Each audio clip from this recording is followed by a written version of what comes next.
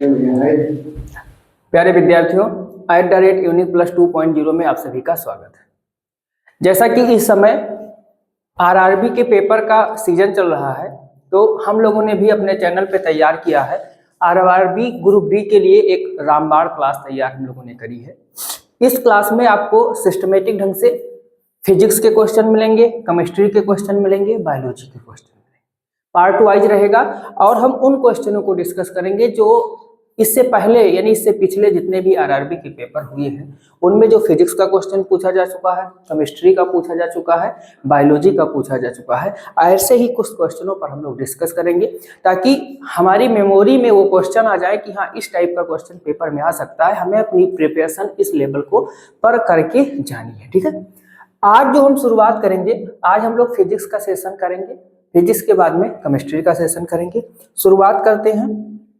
पहला क्वेश्चन है कि सत्येंद्र नाथ बोस की 130वीं जयंती 1 जनवरी 2024 को मनाई गई। ये आपका करंट अफेयर्स में भी आ सकता है कि 1 जनवरी 2024 को किसकी जयंती मनाई गई थी, कौन सी, 130वीं। सत्येंद्र नाथ बोस, इनको SN बोस कहा जाता है। जो लोग पूरा नाम इनका नहीं जानते हैं वो जानेंगे इनका पूरा नाम क्या होता है, SN बोस होता है। ठीक है, SN बोस होता है। वह एक प्रसिद्ध थे, तो अगर इनकी हम बात करें कि ये एक प्रसिद्ध क्या थे, तो ये एक थे प्रसिद्ध फिजिक्स यानी भौतिक विज्ञानी थे। क्या थे, भौतिक विज्ञानी थे। आपका ऑप्शन नंबर 1 इसमें करेक्ट हो जाएगा। ठीक है, अब यहीं पर अगर हम बात करें, जैसे फिजिक्स की बात आई है तो फिजिक्स में आ जाता है फादर ऑफ फिजिक्स कौन है, फादर ऑफ फिजिक्स की बात आ जाती है। अब अगर फादर ऑफ फिजिक्स आपसे पूछा जा रहा है तो आपको सिर्फ और सिर्फ एक लोग का नाम बताना है। क्या बताना है, sir Isaac Newton, sir Isaac Newton का नाम बताना है। ठीक, अब यहीं पे कभी कभी क्या फादर ऑफ फिजिक्स की जगह पूछ लेते हैं कि फादर ऑफ मॉडर्न फिजिक्स कौन है, क्या पूछ लेते हैं, father of modern physics, father of modern physics कौन है। मॉडर्न फिजिक्स की बात करेंगे तो ये आइंस्टीन हो जाएंगे। कौन हो जाएंगे, आइंस्टीन हो जाएंगे। ठीक है, तो ये हो गया हमारा। नेक्स्ट क्वेश्चन पे हम लोग चलते हैं। अगला क्वेश्चन हमसे क्या कह रहा है, which of the following house hold item does not use the heating effect of current. जैसा कि हम लोग जानते हैं कि जो हमारी करंट होती है, हम लोग के घरों पे जो ऑपरेटर्स यूज किया जाता है वो 2 इफेक्ट पे यूज किया जाता है। किस पे, पहला है मैग्नेटिक इफेक्ट यानी चुंबकीय वाला, और दूसरा जो है वो हीटिंग इफेक्ट है जिसको उष्मीय प्रभाव कहते हैं। क्या कहते हैं, हीटिंग इफेक्ट या उष्मीय प्रभाव कहते हैं। हमसे पूछ रहा है कि इसमें से ऐसा कौन सा है जो तापन प्रभाव का उपयोग नहीं करता है। हमको ये दिखाना है कि तापन प्रभाव का उपयोग नहीं करता है। अब जो हीटर है, हीटर में भी टेम्परेचर आ जाता है, तापन प्रभाव का उपयोग करेगा। विद्युत वाटर हीटर ये भी क्या करेगा, यूज करेगा। विद्युत इस्त्री में भी टेम्परेचर इंक्रीज होता है। तो ये जो ऊपर के 3 ऑप्शन दिए हुए हैं, इन तीनों ऑप्शनों में क्या होता है, टेम्परेचर का यूज होता है। चौथा जो ऑप्शन दिया हुआ है यही हमारा करेक्ट आंसर हो जाएगा, इलेक्ट्रिक मोटर यानी कि विद्युत मोटर हमारा करेक्ट आंसर हो जाएगा। अब जरा बात कर लें कि ये करता क्या है। तो जो विद्युत मोटर होता है ये क्या करता है, यांत्रिक ऊर्जा को, किसको, यांत्रिक विद्युत ऊर्जा को, किस ऊर्जा को, विद्युत ऊर्जा को यांत्रिक ऊर्जा में बदलने का काम करता है। किस ऊर्जा को, विद्युत ऊर्जा को यांत्रिक ऊर्जा में बदलने का कार्य करता है। कभी कभी ये आ जाता है कि ऐसा कौन सा यंत्र होगा जो यांत्रिक यानी कि यांत्रिक ऊर्जा को विद्युत ऊर्जा में बदलेगा। अगर ऐसा क्वेश्चन आ रहा है कि यांत्रिक ऊर्जा को विद्युत ऊर्जा में किससे बदला जाएगा, तब आपका आंसर क्या होगा, इस सिचुएशन में आपका आंसर आ जाएगा जनरेटर। क्या आ जाएगा, जनरेटर, जिसे भौतिक विज्ञान की भाषा में जनित्र कहते हैं। क्या कहते हैं, जनित्र कहते हैं। तो जो विद्युत मोटर होता है वो विद्युत ऊर्जा को यांत्रिक ऊर्जा में बदलता है, और अगर हम जनरेटर की बात करें तो ये यांत्रिक ऊर्जा को विद्युत ऊर्जा में बदलता है। अगला क्वेश्चन बहुत ही आसान क्वेश्चन है कि श्रेणी क्रम में जुड़े R ओम प्रतिरोध के 2 प्रतिरोधकों का तुल्य प्रतिरोध क्या होगा। अब जब श्रेणी क्रम में जोड़ते हैं तो R बराबर क्या होता है, R1 प्लस R2 होता है, ये इसका फार्मूला होता है। 3 जुड़ा होगा तो R3 हो जाएगा, 4 जुड़ा होगा तो R4 हो जाएगा, प्लस ऐसे ऐसे ऐसे। अगर यही हम लोग समांतर क्रम में या पार्श्व क्रम में जोड़ेंगे तब फार्मूला क्या होगा, सारे के सारे 1/, में पहुंच जाएंगे। सारे के सारे किस में पहुंच जाएंगे, 1/, में पहुंच जाएंगे। क्वेश्चन हमारा क्या कह रहा है, क्वेश्चन कह रहा है कि दो प्रतिरोध हैं, कौन कितने कितने ओम के, R ओम के। तो इनका जब रिजल्टेंट निकालेंगे R, ठीक है, R डैश मान लें तो ये हो जाएगा R प्लस R और बराबर क्या हो जाएगा 2R। तो जहाँ पे 2R लिखा होगा वो वाला ऑप्शन हमारा क्या हो जाएगा, करेक्ट हो जाएगा। तो ऑप्शन नंबर सी में 2R लिखा हुआ है, ऑप्शन नंबर सी में क्या लिखा हुआ है, 2R लिखा हुआ है, यही हमारा क्या हो जाएगा, करेक्ट आंसर हो जाएगा। ठीक है, आगे बढ़ते हैं नेक्स्ट क्वेश्चन की ओर। नेक्स्ट क्या कह रहा है कि एक बंद परिपथ में यदि 100 कूलाम आवेश 50 सेकंड की अवधि के लिए प्रवाहित होते हैं तो परिपथ में खींची गई धारा क्या होगी। खींची गई धारा मीन्स प्रवाहित धारा, खींची गई धारा का मतलब क्या हो जाएगा, प्रवाहित धारा। अब ध्यान दीजिएगा यहाँ Q बराबर क्या दिया हुआ है 100 कूलाम और T बराबर क्या दिया हुआ है 50 सेकेंड दिया हुआ है। T बराबर कितना दिया हुआ है 50 सेकेंड दिया हुआ है। हम लोग फार्मूला क्या जानते हैं, I बराबर होता है Q अपान T। तो ये क्या हो जाएगा 100/50 डिवाइड करेंगे क्या आ जाएगा 2 और I का मात्रा क्या होता है एम्पियर होता है। तो ये क्या हो जाएगा 2 एम्पियर हो जाएगा, क्या हो जाएगा 2 एम्पियर हो जाएगा। ऑप्शन के अकॉर्डिंग ये जो ऑप्शन नंबर डी हमारा लिखा हुआ है, क्या लिखा हुआ है, ऑप्शन नंबर डी लिखा हुआ है, यही हमारा क्या हो जाएगा, करेक्ट आंसर हो जाएगा। तो ये था आज का चौथा क्वेश्चन।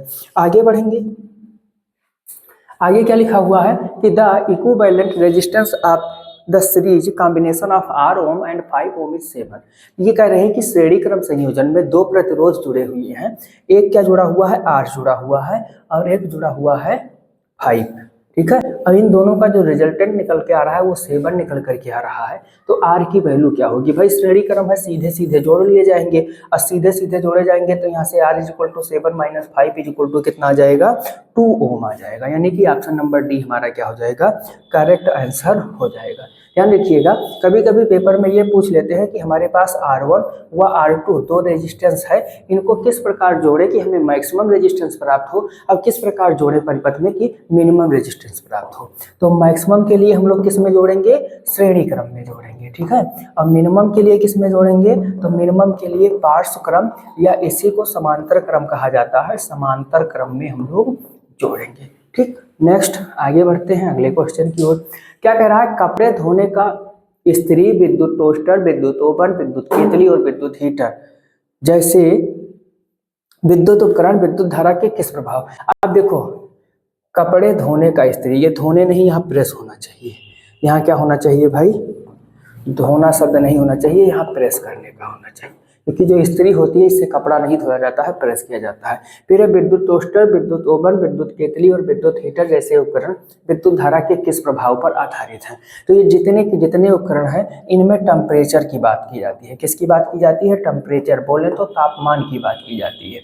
और तापमान की बात की जाएगी तो विद्युत धारा के इस प्रभाव को ऊष्मीय प्रभाव कहते हैं, या कुछ जगहों पर इसको टेम्परेचर इफेक्ट के साथ साथ में तापन प्रभाव कहा जाता है। कौन सा प्रभाव कहा जाता है, तापन प्रभाव कहा जाता है। तो यहाँ आंसर क्या हो जाएगा, तापीय प्रभाव, क्या हो जाएगा, तापीय प्रभाव। अब ये शारीरिक प्रभाव कुछ होता नहीं है, चुंबकीय प्रभाव में जनरेटर आ जाता है, जनित्र आ जाता है, विद्युत मोटर आ जाता है, विद्युत घंटी आ जाती है। रासायनिक प्रभाव में इस रासायनिक प्रभाव का उपयोग कहाँ किया जाता है, तो रासायनिक प्रभाव का उपयोग इलेक्ट्रोलिसिस के लिए, विद्युत अपघटन के लिए किया जाता है, जो हमारा फिजिकल केमिस्ट्री में आता है। किसमें आता है, फिजिकल केमिस्ट्री में। अगला क्वेश्चन, कौन सा विद्युत उपकरण कम तापमान बनाए रखकर भोजन को सुरक्षित करने में मदद करता है। ऐसा क्वेश्चन आ जाए तो क्या पूछना है भाई, रेफ्रिजरेटर ही कम तापमान बनाता है। क्या करता है, रेफ्रिजरेटर ही कम तापमान बनाता है और चीज़ों को सुरक्षित भी रखता है। और जो ऑप्शन लिखे हुए हैं अगर उनके बारे में हम जानना चाहें, जैसे ये टोस्टर हो गया, केतली हो गया, माइक्रोवेव हो गया, ये सब तापीय प्रभाव पर काम करते हैं। किस प्रभाव पर काम करते हैं, तापीय प्रभाव पर या ऊष्मीय प्रभाव पर काम करते हैं। मीन्स इन सारे में टेम्परेचर वाला इफेक्ट काम में आता है, ठीक है। नेक्स्ट क्वेश्चन की ओर आगे बढ़ेंगे। अगला क्वेश्चन क्या है, किसी पदार्थ द्वारा आवेशों के प्रवाह का कितना प्रतिरोध किया जाता है, इसका माप क्या कहलाता है। कितना प्रतिरोध मतलब कितना अवरोध उत्पन्न किया जाता है।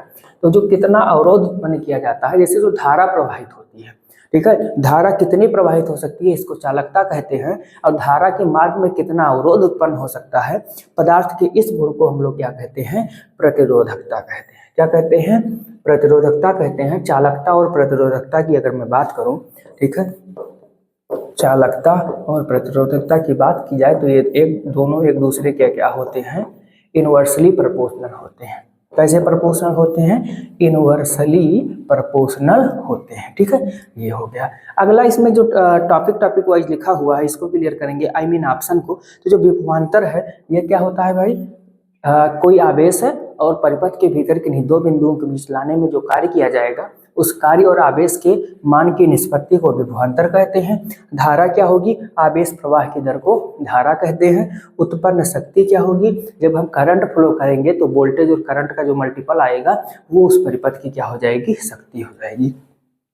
यहाँ पे अगर हम बात करें तो विभवांतर जो होता है इसको BB माइनस BA कहते हैं। ये W अपान में Q होता है, WAB अपान में Q होता है। धारा की बात करें तो I से डिनोट करते हैं, I बटे Q बटे T होता है। उत्पन्न शक्ति P की बात करें तो ये B इंटू I होता है। नेक्स्ट आगे बढ़ेंगे। अगला क्या लिखा हुआ है कि यदि किसी पिंड पर बल F इस प्रकार कार्य करता है कि पिंड x दूरी तक विस्थापित हो जाता है। कोई बल लग रहा है, पिंड है, कितनी दूरी तक विस्थापित हो रहा है, x दूरी तक विस्थापित हो रहा है, तथा बल द्वारा किया गया कार्य बल की दिशा में है। तो अब विस्थापन जो है किसकी दिशा में है, बल की ही दिशा में है। जब बल की दिशा में होता है तो W बराबर क्या हो जाता है, बल गुणे विस्थापन हो जाता है। W बराबर क्या हो जाता है, बल गुणे विस्थापन हो जाता है। अगर ये दिशा में ना हो उस कंडीशन में Fx cos थीटा हो जाता है। क्या हो जाता है, Fx cos थीटा हो जाता है। यहाँ कह रहा है दिशा में है और हमको निकालना है कार्य, तो W बराबर क्या हो जाएगा, Fx हो जाएगा। ऑप्शन के अकॉर्डिंग देखेंगे, ऑप्शन नंबर डी हमारा क्या हो जाएगा, करेक्ट हो जाएगा। डी वाला क्या हो जाएगा, करेक्ट हो जाएगा। आगे बढ़ते हैं अगले क्वेश्चन की ओर। पहला क्वेश्चन क्या कह रहा है कि दो पिंडों के बीच आकर्षण बल, पिंडों के बीच आकर्षण बल जो पिंडों के द्रव्यमानों के गुणनफल के समानुपाती होता है। क्या कह रहा है कि पिंडों के द्रव्यमानों के गुणनफल के समानुपाती होता है। ठीक है, तथा पृथक्करण की दूरी के वर्ग के व्युत्क्रमानुपाती होता है। दूरी के वर्ग के क्या होता है, व्युत्क्रमानुपाती होता है। तो इस बल को हम लोग क्या कहेंगे, अब ध्यान दीजिएगा, जहां भी द्रव्यमानों का जैसे गुणनफल आ जाता है तो हमको याद आ जाना चाहिए कि न्यूटन ने जो नियम दिया था सापेक्षिक गुरुत्वाकर्षण का, यानी कि यहाँ पे हमारा आंसर क्या हो जाएगा, गुरुत्वाकर्षण बल हो जाएगा। ऑप्शन नंबर ये हमारा क्या हो जाएगा, करेक्ट हो जाएगा। किससे संबंधित है, न्यूटन के गुरुत्वाकर्षण नियम से संबंधित है। अगला लिखा हुआ है विद्युत चुंबकीय बल, स्थिर विद्युत बल, विद्युत चालक बल। इसमें जो इलेक्ट्रोस्टैटिक फोर्स है, कौन सा फोर्स है, ये वाला। इसका सिद्धांत किसने दिया था, कूलॉम ने दिया था। अब इसमें क्या आ जाता है, इसमें आवेशों के गुणनफल के और दूरी के वर्ग के व्युत्क्रमानुपाती होता है, ये वाला रिलेशन आ जाता है। इसमें जब हम लोग कुछ खटर पटर करेंगे तो F is equal to 1/4 pi epsilon not Q1 Q2 बटे R स्क्वायर मिलता है। इस वाले को अगर हम खटर पटर करेंगे तो इसमें हमको क्या मिलेगा भाई, इसमें हमको मिलेगा F is equal to G M1 M2 बटे R स्क्वायर। अब यहाँ पे जो टर्म आया है G का मान कितना होता है, 6.67 इंटू 10⁻⁻11 न्यूटन मीटर स्क्वायर प्रति किलोग्राम स्क्वायर।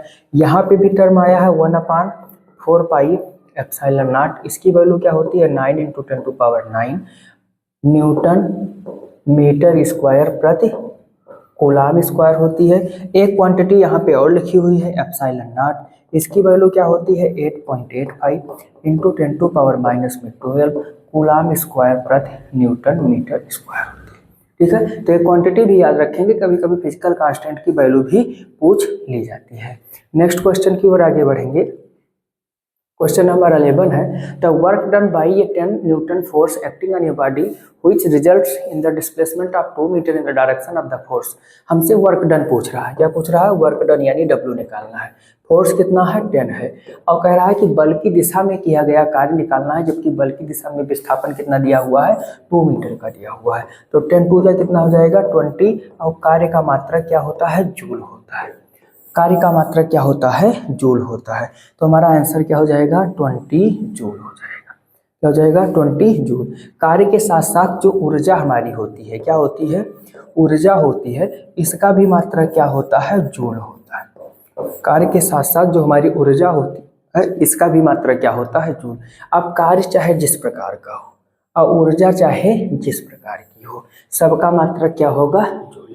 जैसे चाहे ये गुरुत्वीय कार्य हो चाहे पेशीय कार्य हो, चाहे जैसा यांत्रिक कार्य हो, और ऊर्जा चाहे गतिज ऊर्जा हो, चाहे स्थितिज ऊर्जा हो, चाहे गुरुत्वीय स्थितिज ऊर्जा हो, चाहे किसी क्या कहते हैं स्प्रिंग का बल नियतांक से जो ऊर्जा निकलती है प्रत्यास्थ स्थितिज ऊर्जा, वह भी हो, सारी ऊर्जाओं का मात्रक क्या होगा, जूल ही होगा। अच्छा, मात्रक की बात हम लोग अगर कर ही रहे हैं तो एक चीज और जान लीजिए, जो हमारा बल होता है, बल चाहे जिस प्रकार का हो जाए, चाहे स्थिर विद्युत बल हो जाए, चाहे गुरुत्वाकर्षण बल हो जाए, चाहे विद्युत चुंबकीय बल हो जाए, चाहे पेशीय बल हो जाए, चाहे मांसपेशीय बल हो जाए, चाहे घर्षण बल हो जाए, सभी बलों का SI मात्रक न्यूटन होता है।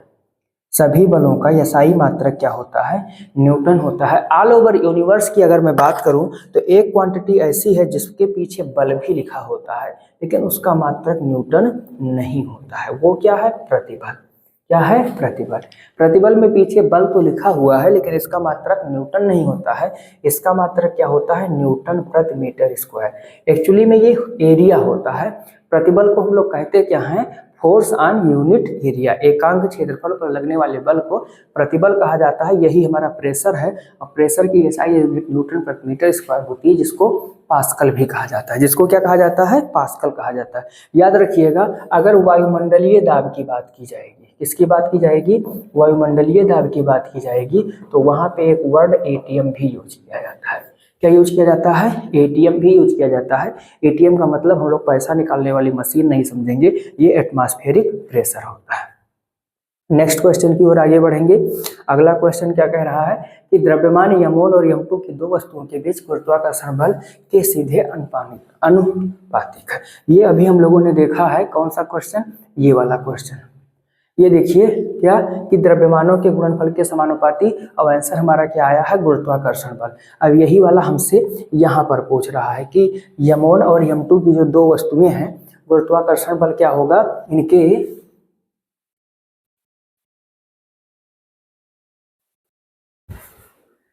दो वस्तुओं के बीच गुरुत्वाकर्षण बल कैसा होगा, तो यम1 और यम2 के समानुपातिक होता है। मीन्स यहाँ पे यह प्रोपोर्शनल क्या हो जाएगा, यम1 इंटू में यम2, हमको यही दिखाना था। ऑप्शन में देखेंगे तो ये यम2 माइनस यम1, यम1 माइनस यम2, यम1 अपान यम2, ये लिखा हुआ है ऑप्शन वाला डी। यही हमारा क्या हो जाएगा, करेक्ट हो जाएगा। यही क्या हो जाएगा, करेक्ट आंसर हो जाएगा। अगर यहीं पे हमसे पूछा होता दूरी के बारे में, तो एक रूल होता है जिसको कहते हैं इनवर्स स्क्वायर लॉ। क्या कहते हैं, इनवर्स स्क्वायर लॉ। ठीक है, दूरी के वर्ग व्युत्क्रम का नियम जो हमारा बल होता है वो इसका फॉलो करता है। ठीक है, इनवर्स स्क्वायर लॉ को ये फॉलो करता है। आगे बढ़ेंगे अगले क्वेश्चन की ओर।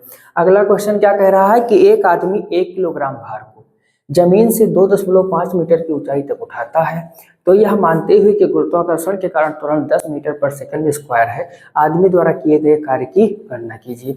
जब ऐसी कंडीशन आ जाएगी, भार वार दिया होगा, तो हमको ये निकालना है जहाँ पे जो किया गया कार्य W इक्वल टू होगा, ये स्थितिज ऊर्जा के इक्वल हो जाता है, mgh के इक्वल हो जाता है।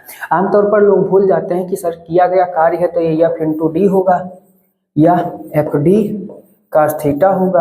अब इसमें G वगैरह आ रहा है, H वगैरह आ रहा है, तो क्या होगा, ऐसी कंडीशन में जब गुरुत्वीय त्वरण भी होगा तो mgh हो जाएगा। ठीक है, या फिर यही जो mg है वो F हो जाता है, यही mg क्या हो जाता है, F हो जाएगा, और जो H है वो D के रूप में हम लोग लिख सकते हैं, तो F इंटू H हो जाएगा। यहाँ पे F कैसे निकलेगा, अब जरा ध्यान से देखिएगा। एक्चुअल में होता क्या है कि जो F होता है इसका एक मात्रक, F का एक मात्रक क्या होता है भाई, जरा ध्यान से देखेंगे हम लोग। F का एक मात्रक किलोग्राम होता है, क्या होता है, किलोग्राम। F का एक मात्रक क्या होता है, ये होता है किलोग्राम भार। और किलोग्राम भार को जब हम न्यूटन में बदलेंगे तो ये जो क्वांटिटी दी होगी इसमें G से मल्टीप्लाई कर देंगे, बस ये न्यूटन में कन्वर्ट हो जाएगा। तो यहाँ पे क्वांटिटी कितना दिया हुआ, 1 दिया हुआ है, वही हमने क्या लिखा था, mg, तो ये हो गया 1, और G का मान यहाँ पे दिया हुआ है 10, और फिर क्या दिया हुआ है 2.5। इन सब का जब मल्टीप्लाई करेंगे तो ये क्या हो जाएगा, 25 जूल हो जाएगा। यानी कि यहाँ पे जो हमारा आंसर होगा वो ऑप्शन नंबर बी होगा। ऑप्शन नंबर क्या होगा, बी होगा। ठीक है, नेक्स्ट हम लोग आगे बढ़ रहे हैं।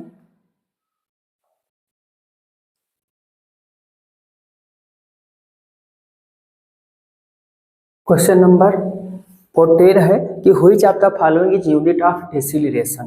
त्वरण का इकाई क्या है? तो त्वरण की इकाई होती है मीटर प्रति सेकंड स्क्वायर। क्या होती है? मीटर प्रति सेकंड स्क्वायर। ये मीटर सेकंड लिखा हुआ है, मीटर सेकंड स्क्वायर लिखा हुआ है, ये सब तो कुछ नहीं, लेकिन ये जो मीटर सेकंड लिखा हुआ है ये वेग की और चाल की इकाई होती है। किसकी किसकी इकाई होती है? वेग और चाल की इकाई होती है।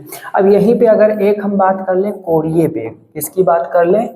कोणीय वेग की बात कर लें, तो कोणीय वेग का जो मात्रक होता है वो क्या होता है? रेडियन प्रति सेकंड होता है। क्या होता है? रेडियन प्रति सेकंड होता है। ठीक है। और अगर यहीं पे हम कोणीय त्वरण की बात करें, किसकी बात करें? कोणीय त्वरण की बात करें, तो कोणीय त्वरण की जो इकाई होती है वो होती है रेडियन प्रति सेकंड स्क्वायर। क्या होती है? रेडियन प्रति सेकंड स्क्वायर होती है। अगले क्वेश्चन की ओर बढ़ेंगे। जब सफेद प्रकाश कांच के प्रिज्म पर पड़ता है तो वो 7 रंगों में विभाजित हो जाता है। इस घटना को कहते हैं, 7 रंगों में जब टूटता है तो 7 रंगों का क्रम क्या होता है? बेबिग्योर होता है। B for violet, I for indigo, B for blue, C for green, Y for yellow, O for orange, R for red होगा। अब इस क्रिया को कहते क्या हैं? इसको कहते हैं डिस्पर्सन या परिक्षेपण कहते हैं। डिस्पर्सन या क्या कहते हैं? परिक्षेपण कहते हैं। अब यहाँ पे जो और ऑप्शन लिखे हुए हैं, जैसे विवर्तन लिखा हुआ है, विचलन, डेविएशन लिखा हुआ है, रिफ्रैक्शन लिखा हुआ है, ये सब क्या होता है? अगर इनके बारे में हम जानना चाहें तो जैसे अगर किसी कमरे में हम आए, अब सन की जो रेज आएंगी वो कमरे में तिरछा प्रवेश करेंगी, बट पूरे कमरे में प्रकाश हो जाता है। ऐसा नहीं होता है कि यहाँ कमरे में जिस रास्ते से रेज आ रही है उसी रास्ते पर प्रकाश हो। तो एक्चुअली जो प्रकाश किरण होती है इसकी प्रॉपर्टी ये होती है कि जब ये किसी तीक्ष्ण किनारे या सूक्ष्म क्षेत्र से किसी स्थान पर प्रवेश करती है तो ये सीधे जाने के बजाय उन किनारों पर थोड़ा सा मुड़ जाती है, और मुड़ करके फिर इस तरीके से, जैसे मान लीजिए ये कोई तीक्ष्ण यहाँ से है, ऐसे लाइट रे आ रही है ऐसे, तो ये ऐसे ऐसे फैलना शुरू कर देती है। क्या करती है? ऐसे ऐसे फैलना शुरू कर देती है। इस क्रिया को विवर्तन कहते हैं। विचलन जो इनके मार्ग में थोड़ा बहुत डेविएशन विचलन हो जाता है, थोड़ा रास्ते से बदल जाते हैं, उसको विचलन कहते हैं। अपवर्तन क्या होता है? जब प्रकाश की किरण एक माध्यम से दूसरे माध्यम में प्रवेश करती है तो वो अपने रास्ते से जो उसको सीधा जाना चाहिए था या तो थोड़ा सा ऊपर की ओर मुड़ जाती है, थोड़ा नीचे की ओर झुक जाती है। इस घटना को अपवर्तन कहते हैं। अगला आरआरबी एलपी ये 24 में आया हुआ है कि दर्पण द्वारा प्रतिबिंब निर्माण में शामिल घटना है। यानी कि जो दर्पण हमारा है वो प्रतिबिंब अगर बनाता है तो उसमें कौन सी घटना शामिल होगी? ध्यान दीजिएगा, दर्पण का यूज रिफ्लेक्शन के लिए किया जाता है। किसके लिए किया जाता है? रिफ्लेक्शन के लिए किया जाता है, जिसको हिंदी में परावर्तन कहते हैं। क्या कहते हैं? परावर्तन कहते हैं। तो यही हमारा आंसर भी हो जाएगा ऑप्शन नंबर सी, कि दर्पण द्वारा जो बना प्रतिबिंब होता है वो किसके लिए यूज किया जाता है? परावर्तन के लिए यूज किया जाता है। अच्छा, ये तो हो गया। अगर यहीं पे दर्पण की जगह लेंस लिखा होता, दर्पण की जगह क्या लिखा होता? लेंस लिखा होता, तब हम क्या करते? अगर लेंस लिखा होता तो लेंस जो है वो रिफ्रैक्शन के लिए यूज होता है, जिसको हिंदी में क्या कहते हैं? अपवर्तन। यानी अगर यहाँ पे लिखा होता कि लेंस द्वारा प्रतिबिंब निर्माण में शामिल घटना क्या है, तो हमारा आंसर क्या हो जाता? अपवर्तन हो जाता। क्या हो जाता? अपवर्तन हो जाता। अब दर्पण की बात आई है तो थोड़ा दर्पण के लिए चीज सीख लेते हैं कि जो हमारा दर्पण होता है 2 प्रकार का होता है। एक होता है उत्तल दर्पण और एक होता है अवतल दर्पण। पेपर में लगभग ऐसा कोई पेपर है नहीं जो उसमें ये क्वेश्चन ना पूछा जाता हो। जैसे कि उत्तल दर्पण के लिए क्या पूछा जाता है कि जो साइड मिरर होते हैं उसमें क्या लगा होता है? तो साइड मिरर में उत्तल दर्पण लगा होता है। और जो हेडलाइट होती है, हेडलाइट में क्या लगा होता है? तो हेडलाइट में लगा होता है अवतल दर्पण। ठीक है, हेडलाइट में कौन सा दर्पण लगा होता है? अवतल दर्पण। मोस्ट इंपॉर्टेंट क्वेश्चन है किसी भी परीक्षा के लिए। नेक्स्ट क्या है? फोकस दूरी f वाले लेंस की क्षमता के समानुपाती होगी। तो जो फोकस दूरी f है इसकी क्षमता क्या होगी? P = 1/f होता है। P = क्या होता है? 1/f होता है। इसका मात्रक क्या होता है? डायोप्टर। इसका मात्रक क्या होता है? डायोप्टर होता है। तो यहाँ पे आंसर हमारा क्या हो जाएगा? आंसर हो जाएगा ऑप्शन नंबर ए। आंसर क्या हो जाएगा? ऑप्शन नंबर ए हो जाएगा। नेक्स्ट क्वेश्चन की ओर आगे बढ़ेंगे। अगला क्वेश्चन क्या है कि यदि वायु, जल और क्राउन ग्लास का अपूर्णांक N1, N2 और N3 है तो, अब N1, N2, N3 है तो हमको ये दिखाना है कि इनमें से रिलेशन क्या होगा, किसका मान ज़्यादा होगा, किसका मान कम होगा और किसका मान सबसे कम होगा। तो यहाँ पे आपका ये हो जाएगा ऑप्शन नंबर 4। क्या हो जाएगा? ऑप्शन नंबर 4 हो जाएगा। यहाँ पे जो क्राउन ग्लास होगा इसका अपूर्णांक सबसे ज़्यादा होगा, इसके बाद में जल होगा और इसके बाद में क्या होगा? वायु होगा। इसके बाद में क्या होगा? वायु होगा। ठीक है। अगर आपके पेपर में पूछा जा रहा है कि ऐसा कोई पदार्थ जिसका अपूर्णांक सबसे ज्यादा होता हो तो उसका नाम है हीरा। उसका क्या नाम है? हीरा। हीरा का जो अपूर्णांक होता है वो 2.00 होता है। हीरा का अपूर्णांक कितना होता है? 2 होता है। और लगभग सभी पदार्थों के अपूर्णांक 1 से थोड़ा ज्यादा होते हैं और 2 के बीच में ही होते हैं। ठीक है। नेक्स्ट क्वेश्चन है कि निम्नलिखित में से कौन सा प्रकाशीय उपकरण समतल दर्पणों में बहुल प्रतिबिंबों के कारण रंगीन सुंदर पैटर्न बनाता है? एक्चुअली होता क्या है कि एक ऐसा उपकरण होता है जिस उपकरण में हम लोग क्या करते हैं, जब देखते हैं तो हमें होता क्या है कि एक ही चीज का बहुत सारा प्रतिबिंब बनता है। तो एक ही चीज का जब बहुत सारा प्रतिबिंब बनता है तो उसको हम लोग कहते हैं बहुरूप दर्शक। क्या कहते हैं? बहुरूप दर्शक कहते हैं। ठीक है। अब यहाँ पे जो दूरबीन लिखा हुआ है, दूरबीन का उपयोग हम लोग कहाँ करते हैं? दूर स्थित वस्तुओं को देखने के लिए। यानी जितने भी खगोलीय पार्टिकल होते हैं, आकाशीय पिंड होते हैं, उनको पृथ्वी से देखने के लिए हम लोग क्या करते हैं? दूरबीन का उपयोग करते हैं। 13वें सूक्ष्मदर्शी, ये क्या होती है भाई? इसके द्वारा हम लोग क्या करते हैं? छोटी चीजों को, सूक्ष्मदर्शी है तो छोटी चीजों को देखेंगे। बस इसमें आकार 3D वाला दिखाई देता है। आवर्धक कांच, ये आप लोग जो क्लास 6, 7, 8 में रहे होंगे तो ज्योमेट्री बॉक्स लिए होंगे, उसमें एक छोटा सा इस टाइप का ऐसे ग्लास मिलता है, इसी को आवर्धक ग्लास कहा जाता है। इसको जब हम किसी बुक के लेटर्स को देखते हैं तो थोड़ा नजदीक ले जाने पर ये बड़े बड़े दिखाई देने लगते हैं। ठीक है। नेक्स्ट क्वेश्चन है कि किसी भी बिंदु पर चुंबकीय क्षेत्र रेखाओं की दिशा बताने के लिए, अरे बहुत आसान क्वेश्चन है।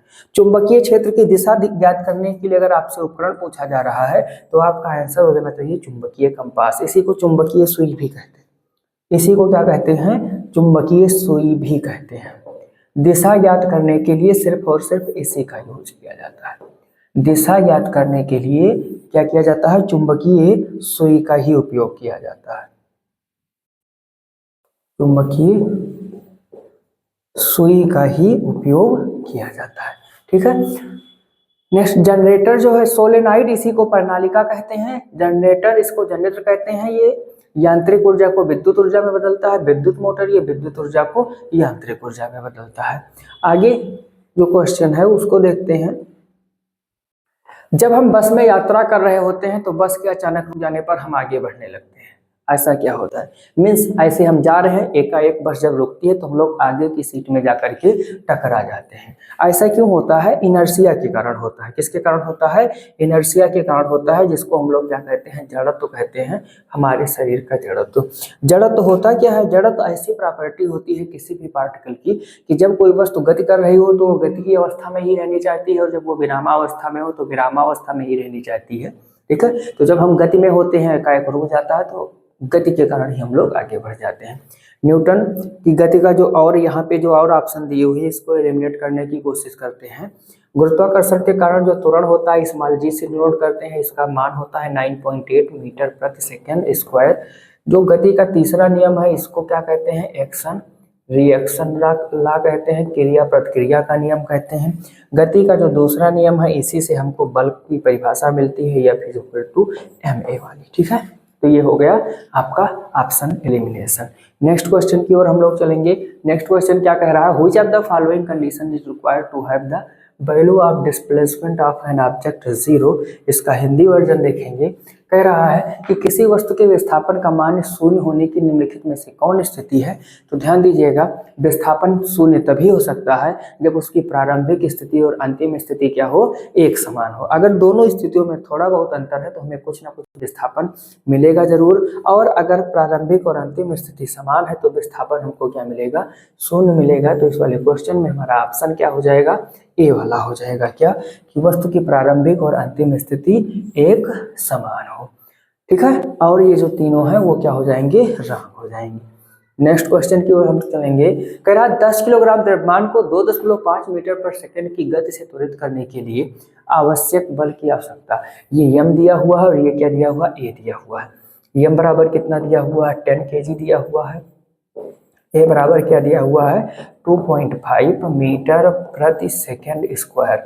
तो यह फिर इक्वल टू क्या हो जाएगा, यम ए हो जाएगा, 2.5 हो जाएगा, मल्टीप्लाई करेंगे तो कितना हो जाएगा, 25.0 न्यूटन हो जाएगा। ठीक है, तो हमारा आंसर क्या हो जाएगा, option number C.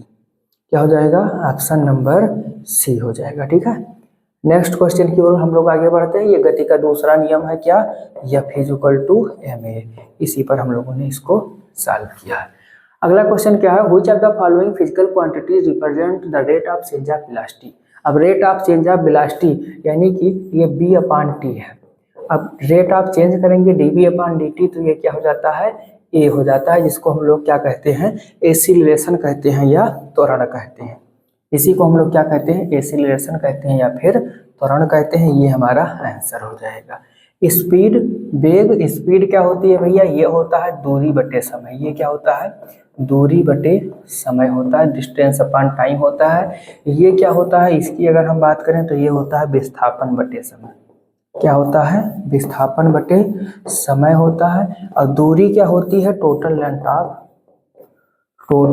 Length of path, यानी जिस रास्ते पर हम चल रहे होते हैं उस रास्ते की कुल लंबाई को हम लोग क्या कहते हैं, दूरी कहते हैं। अच्छा, विस्थापन की बात करें तो जिस रास्ते पर हम चल रहे हैं उनकी प्रारंभिक और अंतिम बिंदुओं के बीच की न्यूनतम दूरी को हम लोग क्या कहते हैं, विस्थापन कहते हैं। दूरी और विस्थापन में अंतर क्या होता है, तो जो दूरी हमारी है ये कैसी क्वांटिटी है, स्केलर है, और जो विस्थापन हमारा है ये कैसी क्वांटिटी है, ये जो है वेक्टर क्वांटिटी है। कैसी क्वांटिटी है, वेक्टर क्वांटिटी है। नेक्स्ट, एक समान वृत्तीय गति का वर्णन निम्नलिखित में से किस उदाहरण द्वारा किया जा सकता है। आसमान से गिरती बूंद वृत्तीय गति हो ही नहीं सकती है। सीधी सड़क पर चलती कार वृत्तीय गति हो ही नहीं सकती है। एक बंदर एक पेड़ से दूसरे पेड़ पर कूद रहा है। अब बारिश की बूंद सीधी आती है, सीधी सड़क पर चलती हुई कार भी रेखीय गति में आती है। एक बंदर एक पेड़ से दूसरे पेड़ पर कूदता है, तो ये भी जो है सर्कुलर मोशन नहीं हो सकता है। सर्कुलर मोशन क्या होगा, मोशन ऑफ क्लॉक हैंड्स, यानी घड़ी की सुइयों की गति, ये क्या होती है, सर्कुलर मोशन होती है। तो यही हमारा क्या हो जाएगा, करेक्ट आंसर हो जाएगा। ठीक है, सर्कुलर मोशन, घड़ी की सुई ऐसे ऐसे गति करती है, वो कैसा हो जाएगा, सर्कुलर मोशन हो जाएगा। नेक्स्ट क्वेश्चन पर बढ़ेंगे। What constant speed should be maintain in order to reach a distance of 600 kilometre in 10 hours. 10 घंटे में 600 किलोमीटर की दूरी तय करने के लिए कितनी स्थिर गति बनाए रखने की आवश्यकता है। तो हमारे पास टाइम दिया हुआ है 10 आवर। टाइम कितना दिया हुआ है, 10 आवर, और डिस्टेंस कितना दिया हुआ है, 600 किलोमीटर दिया हुआ है। तो यहाँ पे अगर हमको स्पीड निकालनी है, क्या निकालनी है, स्पीड निकालनी है, तो ये हो जाएगा d अपॉन टी, यानी कि ये हो जाएगा 600 अपॉन में 10, 0 से 0, स्पीड कितना आ जाएगी, 60 किलोमीटर पर आवर हो जाएगी। ठीक है, यही हमारा क्या हो जाएगा, करेक्ट आंसर हो जाएगा। यही हमारा क्या हो जाएगा, करेक्ट आंसर हो जाएगा। अब अगर मान लीजिए जो स्पीड हमारी दी हुई है, जो हमारी ये स्पीड दी हुई है, इसको हमें चेंज करना होता है। क्या करना होता है, चेंज करना होता है। तो ये जो किलोमीटर प्रति आवर दिया हुआ है, इसको अगर हमें चेंज करना होता मीटर प्रति सेकंड में, किसमें चेंज करना होता, मीटर प्रति सेकंड में चेंज करना होता। तो यहाँ पे हम लोग क्या करेंगे, मल्टीप्लाई करेंगे। किससे मल्टीप्लाई करेंगे, ठीक है, तो यहाँ पे हम करेंगे क्या, 5/18 से गुणा कर देंगे। अगर यही क्वांटिटी मीटर पर सेकंड में दी हुई हो और इसको हमें किलोमीटर प्रति आवर में बदलना हो, तो 18/5 से गुणा कर देते हैं, चेंज हो जाता है। ठीक है, नेक्स्ट क्वेश्चन की ओर हम लोग आगे बढ़ेंगे। 2 किलोग्राम द्रव्यमान के एक पिंड की गतिज ऊर्जा जो स्थिर वेग 5 मीटर पर सेकंड से गतिमान है। गतिज ऊर्जा निकालना है। क्या निकालना है, गतिज ऊर्जा m बराबर दिया हुआ है 2 और b बराबर दिया हुआ है 5 के बराबर क्या हो जाएगा, हाफ mb स्क्वायर 1/2, m का मान है 2, b स्क्वायर यानी 5 का स्क्वायर, 2 से 2 कैंसिल हो जाएगा, कितना हो जाएगा, 25। आंसर हमारा क्या हो जाएगा, ऑप्शन नंबर बी 25 हो जाएगा। नेक्स्ट क्वेश्चन की ओर हम लोग आगे बढ़ते हैं।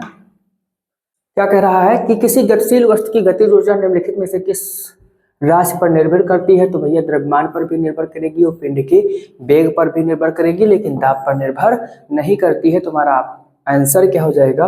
Both A and B. Both A and B हमारा आंसर हो जाएगा। नेक्स्ट क्वेश्चन की ओर आगे बढ़ते हैं। क्या दिया हुआ है? माना यम द्रव्यमान यम का एक पिंड जमीन से यह ऊंचाई तक ले जाया जाता है, पिंड की गुरुत्वाकर्षण स्थिति की ऊर्जा क्या होगी?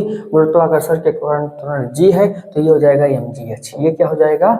mgh हो जाएगा। यहाँ पे हमारा आंसर क्या हो जाएगा? mgh हो जाएगा। नेक्स्ट क्वेश्चन की ओर हम लोग आगे बढ़ते हैं। ये क्या दिया हुआ है? निम्नलिखित में से कौन सा कार्य की एसआई इकाई है? तो कार्य की जो एसआई इकाई होती है वो क्या होती है? जूल होती है। ठीक है, यहाँ पे जो और इकाइयाँ दी हुई है, न्यूटन किसका होता है? बल का होता है। मीटर किसका होता है? दूरी और विस्थापन का होता है। आर्ग किसका होता है? ये कार्य की सीजीएस पद्धति का मात्रक है। कार्य का किस पद्धति का मात्रक है? सीजीएस का मात्रक है, ये एसआई इकाई नहीं है। नेक्स्ट क्वेश्चन पे हम लोग आगे बढ़ेंगे। तो नेक्स्ट क्वेश्चन क्या लिखा हुआ है कि किसी पिंड की शक्ति को किलोवाट और वाट दोनों में मापा जा सकता है। वाट के संदर्भ में 1 किलोवाट का मान क्या है? तो ध्यान दीजिएगा, जो एक kW होता है वो 1000 W के बराबर होता है। अब ये 1000 W के बराबर होता है तो हमारा आंसर क्या हो जाएगा? ऑप्शन नंबर बी करेक्ट हो जाएगा। नेक्स्ट क्वेश्चन की ओर आगे बढ़ते हैं। ये क्या लिखा हुआ है कि इन व्हिच ईयर डिड मतलब आंद्रे मैरी एम्पियर ने अपनी महान कृति केवल प्रयोगों से प्राप्त इलेक्ट्रोडायनामिक घटनाओं का गणितीय सिद्धांत किस वर्ष प्रकाशित किया था? तो ये 1827 होगा। क्या होगा? 1827 होगा। 1827 में इन्होंने प्रकाशित किया था। ईयर वाला क्वेश्चन है, देख लीजिएगा। नेक्स्ट क्वेश्चन क्या है कि निम्नलिखित में से 3 सार्थक अंक किसमें है? तो जो 3 सार्थक अंक दिए हुए हैं वो वाला हमारा ऑप्शन होगा, ये ऑप्शन नंबर बी होगा। क्या होगा? ऑप्शन नंबर बी होगा। इसमें 3 सार्थक अंक हैं, इस वाले में 2 हैं, इस वाले में 4 हैं और इस वाले में 5 हैं। ठीक है, ध्यान रखिएगा, सार्थक अंक जब काउंट करते हैं तो पॉइंट के बाद जो दशमलव लगे होते हैं, अगर इनसे पहले कोई नंबर होता तब तो इसको काउंट करते, अदरवाइज इसको काउंट नहीं करते हैं। अगला क्या लिखा हुआ है? कौन सा तांबा आधारित मिश्र धातु अपनी उच्च प्रौद्योगिकता और कम तापन गुणांक के कारण मानक प्रतिरोध बनाने के लिए एक पसंदीदा सामग्री है? तो यहाँ पे हो जाएगा मैग्नीन। क्या हो जाएगा? मैग्नीन हमारा आंसर हो जाएगा। ठीक है, जो टंगस्टन होता है वो किस में लगा होता है? बिजली के बल्ब में लगा होता है। ठीक है, नेक्स्ट क्वेश्चन क्या है कि एसआई इकाइयों में व्यक्त करने पर 1 कैरेट का मोल, अगर हम एसआई इकाइयों में व्यक्त करेंगे तो 1 कैरेट का मोल 200 मिलीग्राम आएगा। कितना आएगा? 200 मिलीग्राम आएगा। नेक्स्ट क्वेश्चन की ओर आगे बढ़े। अगला क्या लिखा हुआ है? 1995 में भौतिकविद एरिक कार्नेल और कार्ल बीमन ने किस आइसोटोप का उपयोग करके पहला बोस आइंस्टीन कंडेंसेट BeC बनाया था? तो जो BeC बना था वो रूबिडियम 87 का यूज करके बना था। किसका यूज करके बना था? रूबिडियम 87 का यूज करके बना हुआ था बोस आइंस्टीन। फिर 1862 में घूर्णन दर्पण का उपयोग करके प्रकाश की गति का पहला सटीक मान किसने प्राप्त किया था? प्रकाश की, देखो अगला क्वेश्चन क्या है, किसने प्राप्त किया था? तो यहाँ पे जो हमारा आंसर होगा, ध्यान दीजिएगा, क्या हो जाएगा भाई? 4 नंबर हो जाएगा। जीन बर्नार्ड लियोन फोकाल्ट ने प्राप्त किया था। करंट का क्वेश्चन है, अच्छे ढंग से इसको पढ़ के जाइएगा, हिस्ट्री टाइप का क्वेश्चन है। नाम क्या था? जीन बर्नार्ड लियोन फोकाल्ट ने किया था। ठीक है, अगला क्वेश्चन क्या है? 1931 में बीटा क्षय के लिए ऊर्जा और संवेग नियमों का उपयोग करते हुए एक नए कण जिसे अब न्यूट्रिनो के रूप में जाना जाता है कि अस्तित्व की भविष्यवाणी किसने की थी? तो इसके अस्तित्व की भविष्यवाणी जो करी थी वो इन्होंने करी थी, option number B, Wolfgang Pauli ने करी थी। किसने करी थी? वोल्फगैंग पॉली ने करी थी। ठीक है, नेक्स्ट क्वेश्चन की ओर हम लोग आगे बढ़ेंगे। ये क्या लिखा हुआ है भाई? यदि हवा का तापमान बढ़ जाता है तो ध्वनि की गति और प्रतिध्वनि सुनने की न्यूनतम दूरी पर क्या प्रभाव पड़ता है? ध्वनि की गति और हवा का तापमान क्या हुआ है? बढ़ गया है। ध्वनि की गति और प्रतिध्वनि सुनने की, जब तापमान बढ़ जाएगा तो उसमें मौजूद जो मॉइस्चर है वो क्या हो जाएगी? डाउन हो जाएगी। तो इससे ध्वनि की गति बढ़ जाएगी और प्रतिध्वनि सुनने की जो न्यूनतम दूरी है वो क्या हो जाएगी? कम होने लगेगी। ऑप्शन नंबर सी इसका करेक्ट आंसर हो जाएगा। कौन सा? यही वाला। ठीक है, नेक्स्ट क्वेश्चन की ओर हम लोग आगे बढ़ेंगे। क्या लिखा हुआ है, घर्षण के बारे में निम्नलिखित में से कौन सा कथन सही है। तो गतिज घर्षण सदैव स्थैतिक घर्षण से अधिक होता है, गतिज घर्षण कम होता है भाई, ये वाला राग हो जाएगा। ठीक है, नेक्स्ट, स्थैतिक घर्षण आसन्न का विरोध करता है और गतिज घर्षण वास्तविक गति का विरोध करता है, यही वाला करेक्ट आंसर हो जाएगा और हमको पढ़ने की जरूरत ही नहीं है, यही वाला क्या हो जाएगा, करेक्ट आंसर हो जाएगा ऑप्शन नंबर बी। अगला लिखा हुआ था स्थैतिक और गति घर्षण दोनों संपर्क क्षेत्र पर निर्भर करते हैं। ठीक है, तो ये ऐसा बात नहीं, संपर्क क्षेत्र पर नहीं निर्भर करते हैं, उसके प्रकृति पर निर्भर करते हैं। स्थैतिक घर्षण वास्तविक गति का विरोध करता है, नहीं भाई, ये वास्तविक गति का विरोध नहीं, वास्तविक गति का विरोध गतिज घर्षण ही करता है। नेक्स्ट क्वेश्चन की ओर आगे बढ़ेंगे। अगला क्या दिया हुआ है कि निम्नलिखित में से किसका प्रकाशिक घनत्व अधिक परंतु द्रव्यमान घनत्व कम हो सकता है। तो यहाँ देखिएगा, एक ये तारपीन लिखा हुआ है, इसका प्रकाशिक घनत्व अधिक होता है लेकिन वास्तविक द्रव्यमान घनत्व इसका क्या होता है, कम होता है, और जितने हैं उनका द्रव्यमान ज्यादा होगा लेकिन प्रकाशिक घनत्व कम होगा। नेक्स्ट क्वेश्चन की ओर चलेंगे। लिखा हुआ है उस सिद्धांत का नाम क्या है जो बताता है कि तरंगार्ग पर प्रत्येक बिंदु द्वितीयक तरंगिकाओं के स्रोत के रूप में कार्य करता है जो सभी दिशाओं में फैलती है और एक नया तरंगार्ग बनाती है। ये एक सिद्धांत आया था हाइगेंस का तरंग सिद्धांत। ठीक है, इन्होंने तरंग सिद्धांत भी दिया है, द्वितीयक तरंगिकाओं का भी सिद्धांत दिया है। अब ये जो तरंगार्ग होता है, जैसे मान लीजिए तरंगार अगर आप देखना चाहते हैं, ये मान लीजिए आपके पास में कोई लाइट बल्ब है और आपने जलाया तो रोशनी ऐसे निकलेगी। अब ये जो रोशनी है इसको अगर हम माने कि ये कोई रियल ऑब्जेक्ट है, पतली पतली इसकी स्लाइड काट दें तो जो पतली पतली स्लाइड निकलेगी उसी स्लाइड को ही हम लोग क्या कहते हैं, तरंगार्ग कहते हैं। ठीक है, नेक्स्ट क्वेश्चन पर हम लोग बढ़ेंगे। स्वप्रेरण क्या है। पास की कुंडली में प्रवाहित धारा के कारण एक कुंडली में विद्युत वाहक बल का प्रेरण, ये नहीं होगा। चुंबकीय क्षेत्र में गति के कारण कुंडली में विद्युत वाहक बल का प्रेरण, कुंडली में विद्युत वाहक बल का प्रेरण अपनी धारा में परिवर्तन के कारण, तापमान परिवर्तन के कारण। तो यहाँ पे जो हमारा आंसर है वो क्या हो जाएगा, आंसर नंबर 3 होगा, क्योंकि अपनी धारा में परिवर्तन के कारण अगर स्वतः उसमें प्रेरण उत्पन्न हो रहा है तो यही क्या हो जाएगा, स्वप्रेरण हो जाएगा। जो सबसे पहला वाला लिखा हुआ था ये अन्योन प्रेरण का एग्जाम्पल था। किसका एग्जाम्पल था, अन्योन प्रेरण का। नेक्स्ट क्वेश्चन की ओर आगे बढ़ते हैं। अगला क्या दिया हुआ है, 44 नंबर, 2.308 सेंटीमीटर में कितने सार्थक अंक हैं। तो इसमें देखो पॉइंट के बाद दशमलव आया है बट आगे पीछे दोनों क्या डिजिट लिखी हुई है, तो सार्थक अंकों की संख्या कितनी हो जाएगी, 1 2 3 4 हो जाएगी। कितनी हो जाएगी, 1 2 3 4 हो जाएगी।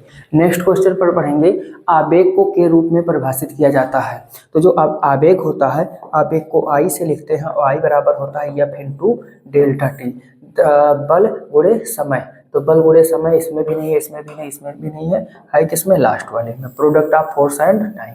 ये हमारा क्या हो जाएगा, करेक्ट आंसर हो जाएगा। नेक्स्ट क्वेश्चन, निम्नलिखित में से कौन यांत्रिकी में आवेग को सर्वोत्तम रूप से परिभाषित करता है। संवेग परिवर्तन की दर को दूरी से गुणा करने पर द्रव्यमान और वेग का गुणनफल, समय के साथ विस्थापन में परिवर्तन, बल और उसके कार्य करने के समय का गुणनफल। तो अभी हम लोग तुरंत पढ़े हैं, बल और उसके कार्य करने के समय का गुणनफल।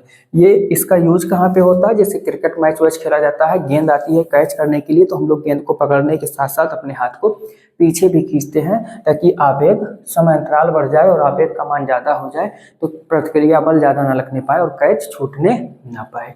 लेंज के नियम के अनुसार प्रेरित धारा की दिशा ऐसी होती है कि यह चुंबकीय फ्लक्स में परिवर्तन में सहायता करता है, गलत।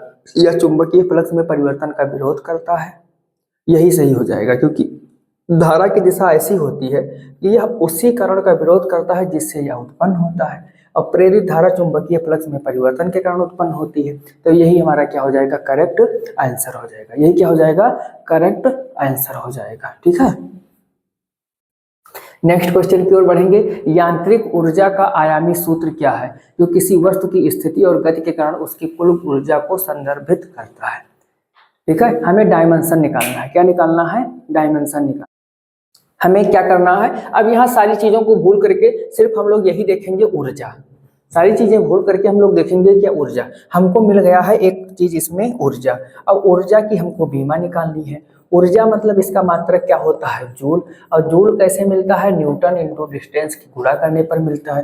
तो न्यूटन की बीमा होती है mlt-2 और ये दूरी की बीमा यल हो जाएगी, दोनों को ऐड कर देंगे तो हमारा हो जाएगा ml1 L2T-2 ये हमारी बीमा हो जाएगी। ठीक है, ये सब जो लिखा हुआ इतना अगर हम करने में जाएंगे, सोचने में जाएंगे तो हमारा टाइम बर्बाद हो जाएगा। और जो आरआरबी का पेपर होता है इसमें टाइम सबसे ज़्यादा इंपॉर्टेंट रखता है।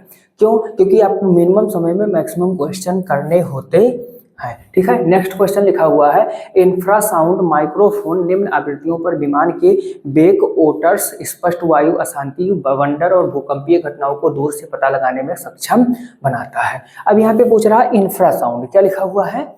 ये ध्यान दीजिएगा, इंफ्रासाउंड लिखा हुआ है। तो जो ये साउंड जो वेव होती है, साउंड वेव होती है, ध्यान से सुनिएगा, इनकी कैटेगरी क्या होती है? 20 हर्ट्ज से कम होती है, 20 हर्ट्ज से 20,000 हर्ट्ज के बीच में होती है, 20 के यहाँ पे लिख दें 1000, और फिर 20 के से ज़्यादा होती है। एक बार क्या होगी? इनसे कम होगी और एक बार अब इनसे भी ज़्यादा हो जाएगी। तो ये हम लोगों के क्राइटेरिया में आती है, इसको हम लोग सुन सकते हैं। ये क्या होती है? अपश्रव्य होती है, और ये क्या होती है? प्राश्रव्य होती है। ठीक है, तो ये इसका मान क्या हो जाएगा? ऑप्शन नंबर ये हो जाएगा 20 हर्ट्ज। क्या हो जाएगा? 20 हर्ट्ज। ये 20 हर्ट्ज और 20 के हर्ट्ज ज़्यादा से जो आवाज़ होती है, कुत्ते, बिल्ली, चमगादड़ वगैरह ये सब इसको सुन सकते हैं। अगला क्वेश्चन है पूर्ण आंतरिक परावर्तन के लिए क्या शर्त है? अब ध्यान दीजिएगा, पूर्ण आंतरिक परावर्तन होता क्या है कि जब आपतन कोण का मान क्रांतिक कोण से ज्यादा हो जाता है और प्रकाश की किरण सघन माध्यम से विरल माध्यम में जा रही हो। किस में जा रही हो? सघन माध्यम से विरल माध्यम में। तो ऑप्शन कोण को पढ़ेंगे, प्रकाश को विरल से सघन। अब विरल से सघन में जा रहा है तो ये हमारा क्या हो जाएगा? राग हो जाएगा। अगला क्या लिखा हुआ है? प्रकाश को सघन माध्यम से विरल माध्यम में क्रांतिक कोण से अधिक कोण पर यात्रा करनी चाहिए। बस यही हमारा क्या हो जाएगा? करेक्ट आंसर हो जाएगा। क्यों? क्योंकि क्रांतिक कोण कब बनता है? जब प्रकाश की किरण सघन माध्यम से विरल माध्यम में जाती है। क्रांतिक कोण होता क्या है? ऐसा आपतन कोण जिसके लिए सघन माध्यम में बना हुआ वह आपतन कोण जिसके लिए विरल माध्यम में अपवर्तन कोण का मान 90 डिग्री होता है। मीन्स कहने का मतलब ये है कि अगर प्रकाश की किरण ऐसे जा रही है, ये वाला सघन है और ये वाला क्या है?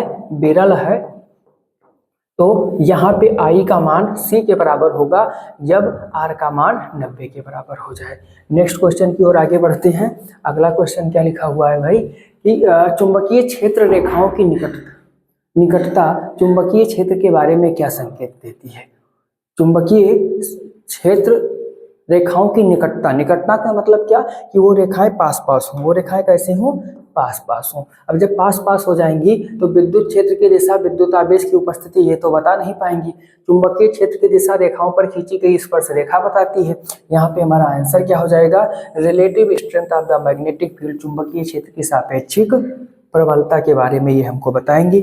नेक्स्ट क्वेश्चन क्या कह रहा है कि निम्नलिखित में से किस भौतिक राशि का द्रव्यमान और समय शून्य आयाम है? द्रव्यमान और समय क्या है? शून्य आयाम है। मतलब कि हमें ये निकालना है कि इनमें से किसमें द्रव्यमान नहीं आता है और समय नहीं आता है। तो बल में द्रव्यमान और समय दोनों आता है।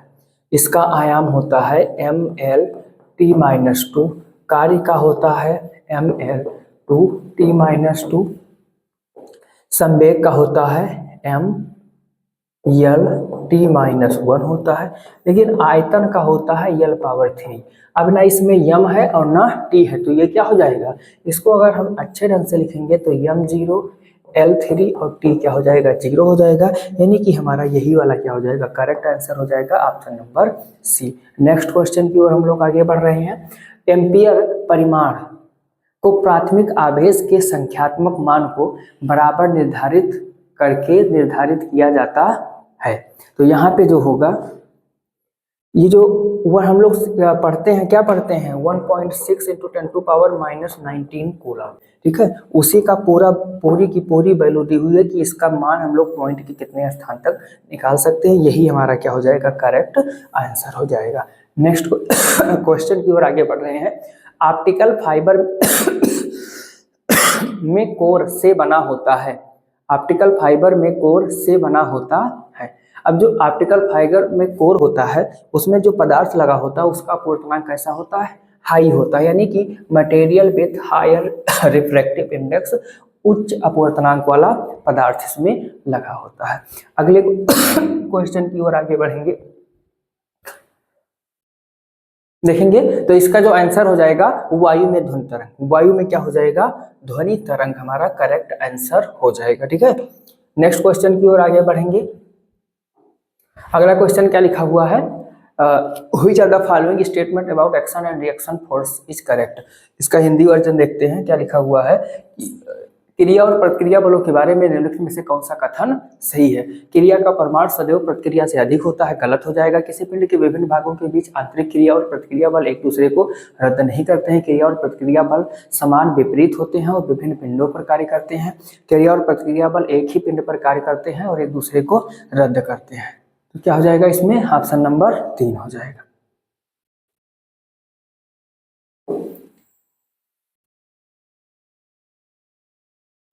अगले क्वेश्चन की ओर आगे बढ़ते हैं। दीवारों और अन्य सतहों से बार बार परावर्तन के कारण एक बड़े हॉल में ध्वनि के बने रहने के लिए प्रयुक्त शब्द क्या है। तो इसका जो प्रयुक्त शब्द होगा ये हो जाएगा अनुनाद। क्या हो जाएगा, अनुनाद हो जाएगा। आवाज गूंजने लगती है, आवाज क्या होती है, गूंजने लगती है।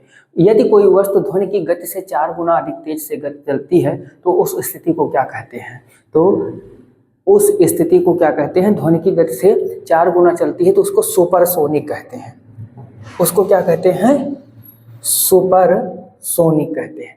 क्या कहते हैं, सुपरसोनिक स्पीड कहते हैं। इसको मैक कहा जाता है। अगर ये 4 गुना ज्यादा से चल रही है तो इसको क्या कहेंगे, 4 मैक कहेंगे। क्या कहेंगे, 4 मैक कहेंगे। ठीक, नेक्स्ट क्वेश्चन है, ध्वनि की गति b, इसकी तरंग दैर्घ्य लैम्डा और समय अवधि t के बीच में क्या संबंध होता है। तो ये क्या हो जाएगा, b = λ/t होगा। b = क्या होगा, λ/t होगा। एक चीज और ध्यान दीजिएगा, यहीं पे क्या ध्यान देना है कि यदि इसकी फ्रीक्वेंसी हमको n दी हुई होती तो b बराबर क्या होता है, n लैम्डा होता है। इस बात का भी हमको ध्यान रखना है। ठीक है, अगला क्वेश्चन क्या दिया हुआ है, ध्वनि तरंग की आवृत्ति f और t के बीच में क्या संबंध होता है। तो ध्वनि तरंग की जो आवृत्ति f होती है, f बराबर होता है 1/t। 1/t होता है। f बराबर क्या होता है, 1/t होता है। ठीक है, अगले क्वेश्चन की ओर हम लोग आगे बढ़ेंगे। अगला क्वेश्चन क्या कह रहा है कि यदि हम वेग के लिए एक व्यंजक प्राप्त करें तो इसका आयाम होगा। अब वेग दिया हुआ, क्या दिया हुआ है, वेग दिया हुआ है। तो वेग का जो आयाम होता है ये क्या होता है, ये होता है LT-1। अगर हम इसमें m इंक्लूड करेंगे तो m क्या हो जाएगा, 0 हो जाएगा। तो हमारा ऑप्शन क्या हो जाएगा, m0 L1T-1 हो जाएगा। ठीक है, यानी कि 4 नंबर हो जाएगा। ऑप्शन नंबर डी इसका करेक्ट आंसर हो जाएगा। नेक्स्ट क्वेश्चन की ओर आगे बढ़ें। अगला क्वेश्चन क्या कह रहा है कि 2 ध्वनि तीव्रताओं के बीच अनुपात को व्यक्त करने के लिए वैज्ञानिक साहित्य में प्रयुक्त पसंदीदा इकाई क्या है। अब दो ध्वनि तीव्रताओं, तो ध्वनि की जो तीव्रता होती है वो डेसिबल में मापी जाती है। किस में मापी जाती है, डेसिबल में मापी जाती है। वही इसका आंसर हो जाएगा, वही क्या हो जाएगा, आंसर हो जाएगा। ठीक है, हर्ट्ज आवृत्ति है, पास्कल प्रेशर है। ठीक है, नेक्स्ट क्वेश्चन पर आगे बढ़ते हैं। ऑप्टिकल फाइबर के सिद्धांत पर आधारित है। तो जो ऑप्टिकल फाइबर है वो किस पर, अपवर्तन के सिद्धांत पर आधारित है। किसके सिद्धांत पर आधारित है, अपवर्तन के सिद्धांत पर आधारित है। अपवर्तन के सिद्धांत पर आधारित है। एक सेकंड, अपवर्तन नहीं होगा, यहाँ जो ऑप्टिकल फाइबर है वो पूर्ण आंतरिक परावर्तन पर आधारित है। किस पर आधारित है, पूर्ण आंतरिक परावर्तन पर आधारित है, टोटल इंटरनल। ठीक है, इसमें सुपर कंडक्टर का यूज किया जाता है। जो हम लोगों के घरों पर इंटरनेट आता है वो इंटरनेट इसी ऑप्टिकल केबल के थ्रू आता है। ये सारी केबलें समुद्र में बिछाई हुई होती है। अगला लिखा हुआ, वर्तमान अंतरराष्ट्रीय इकाई प्रणाली SI में कितनी परस्पर स्वतंत्र आधार राशियां हैं, तो इनकी संख्या 7 है। अब बताओ, इतना छोटा क्वेश्चन इनको पूछ लेना चाहिए था कि कितनी फंडामेंटल क्वांटिटीज हैं, हर कोई बता देता 7। इतना लंबा घुमा दिए तो 7 सोचने में भी थोड़ा टाइम लग जाता है। फंडामेंटल क्वांटिटीज पूछ रहा था, इसकी संख्या कितनी हो जाएगी, 7 हो जाएगी। नेक्स्ट क्वेश्चन, घर्षण बल की दिशा क्या है। संपर्क तल के अभिलंब के अनुदिश सापेक्ष गति की दिशा के विपरीत यही हो जाएगा। घर्षण बल की दिशा सदैव क्या होती है, सापेक्ष गति के विपरीत होती है। सापेक्ष गति की दिशा के क्या होती है, विपरीत होती है। ठीक है, ये हो जाएगी ऑप्शन नंबर बी। अगला क्वेश्चन क्या है, कौन सा नवीनीकरण ऊर्जा स्रोत चंद्रमा के गुरुत्वाकर्षण पर निर्भर है। तो चंद्रमा के गुरुत्वाकर्षण पर जो निर्भर है वो है ऑप्शन नंबर 4, ज्वारीय ऊर्जा। ऑप्शन नंबर 4 कौन सी ऊर्जा? ज्वारीय ऊर्जा। क्यों? क्योंकि चंद्रमा के गुरुत्वाकर्षण के कारण ही ज्वार और भाटा आता है और उन्हीं से नवीनीकरण ऊर्जा का ये वाला स्रोत हमको प्राप्त होता है। अगला क्वेश्चन है स्वर्णपन्नी प्रयोग के माध्यम से नाभिक की खोज का श्रेय किसे दिया जाता है? तो ये थे अर्नेस्ट रदरफोर्ड। कौन थे भाई? अर्नेस्ट रदरफोर्ड थे। अल्फा का प्रकीर्णन प्रयोग किया था जिसमें इन्होंने सोने की पन्नी पर अल्फा किरणों की बमबारी करवाई थी। बमबारी करवाने पर इन्होंने न्यूक्लियस की खोज करी थी। नेक्स्ट क्वेश्चन क्या है कि निम्नलिखित में से किस राशि में परिमाण और दिशा दोनों होते हैं? परिमाण और दिशा जिसमें दोनों होंगे वेक्टर क्वांटिटी होगी और यहाँ पे जितना लिखा हुआ उसमें केवल वेलोसिटी ऐसा है जो वेक्टर क्वांटिटी है और तीनों समय, दूरी और जो गति लिखा हुआ ये कैसा है? स्केलर क्वांटिटी है। क्वेश्चन नंबर 69 पर हम लोग पहुंच चुके हैं कि निम्नलिखित में से कौन सी एक आयामहीन मतलब उसमें बीमा ही नहीं है। तो वेग की भी बीमा होती है, गुरुत्वाकर्षण बल की अगर हम इनकी बीमा लिखें तो वेग की बीमा होती है Lt-1, त्वरण की बीमा होती है Lt-2 और गुरुत्वाकर्षण बल की बीमा होती है Mlt-2 होती है, लेकिन इसकी कोई बीमा नहीं होती है। तो यही हमारा आंसर हो जाएगा रिफ्रैक्टिव इंडेक्स या अपवर्तनांक। ये एक बीमाहीन राशि होती है। क्यों? क्योंकि स्नेल के अनुसार n बराबर क्या होता है? साइन I बटे साइन R होता है। आई आर क्या हो जाएंगे? एंगल हो जाएंगे।